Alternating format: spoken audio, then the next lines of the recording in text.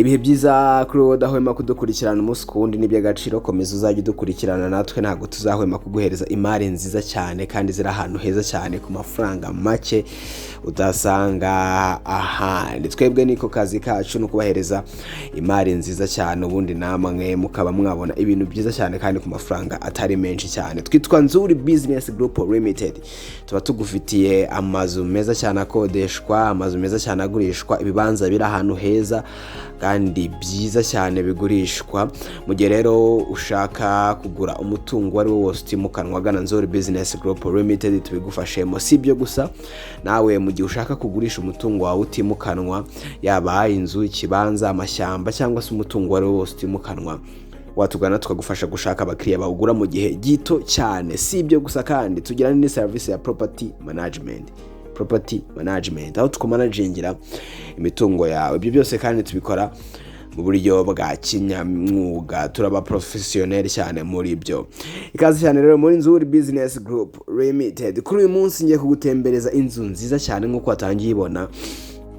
Ni inzu nziza cyane iherereye Kabeza, ahantu hazwi nka Samuduha. Ikaba ifite ibyumba 4, ikagira toilette 3. Inzu kandi ifite salo, ikagira saramanje ndetse na cuisine byiza. Ifite parking ndetse na jardin bihagije. Ikindi kandi inzu ifite na annex kandi nziza cyane. Inzu kandi yubakishijwe amatafari ahiye. Ikindi kandi inzu yuzuye vuba, iracyari nshyashya. Inzu kandi iri hafi ya kaburimbo neza.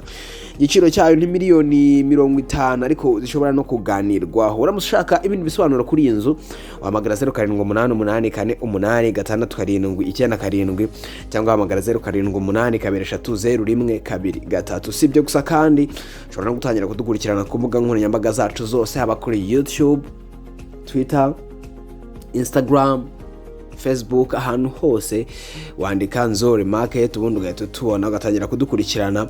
Ari nako ugenda ubona izindi mari dushyira kuri izo mbuga nkoranyambaga zacu zose. Ushobora kandi no kudusanga aho dukorera, ni ku Muhima hafi inyubako yahoze ikoreramo Yamaha neza ugeze muri feruje zo ku Muhima, tubona inzu y'amatafari ahiye yanditseho Shema House.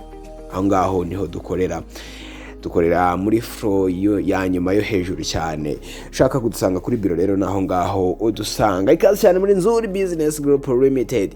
Tuba tugufitiye ibintu byiza cyane kandi ku mafaranga meza cyane. Rero tugane, ubundi uzigarura cyangwa se uturangire n'abandi, kuko dukora neza cyane mu byacu byose biba biri ku murongo cyane. Dufite imari nyinshi.